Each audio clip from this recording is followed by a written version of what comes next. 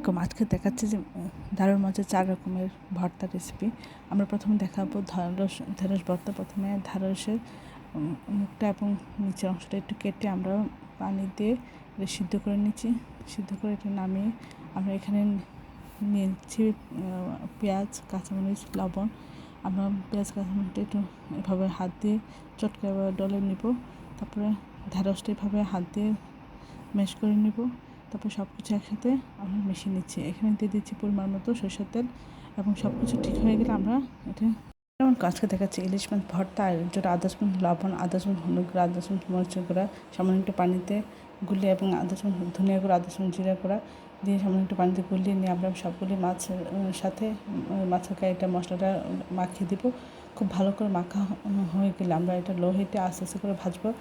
যতটা লো হিটে ভাজবো তত এটা মচমচে হবে, খেতে অসাধারণ লাগবে। সবগুলি মাছ ভাজা হয়ে গেলে আমরা এক পাশ ভাজা হলে উল্টে অপর পাশ ভেজে নেব। তারপরে নামিয়ে কাঁটা বেছে নেব।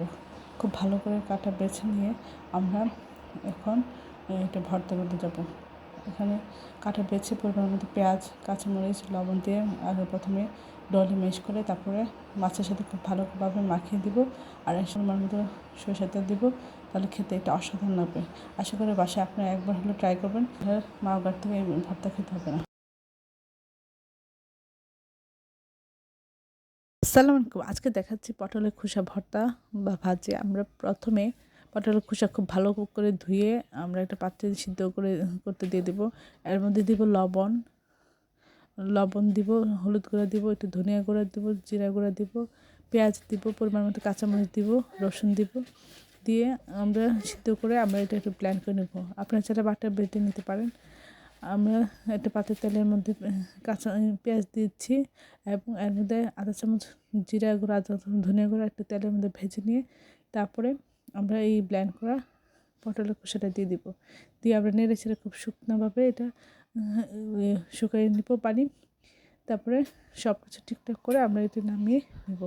অসম্ভব মজা হয়। ফেলে দেওয়া পটলের খোসা যে এত মজা হয় আপনারা একবার না করলে বুঝতে পারবেন না। সবাই আমার চ্যানেলটি লাইক এবং শেয়ার দেবেন, সাবস্ক্রাইব করবেন।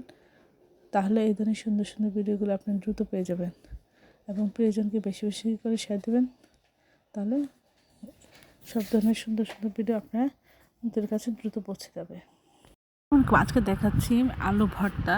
আমরা অন্যরকম আলু দেখাচ্ছি। এই আলুটা আমরা সিদ্ধ করে ছিলে তারপরে আমরা ম্যাশ করে আমরা এই আলুটার ভর্তা করে নেব।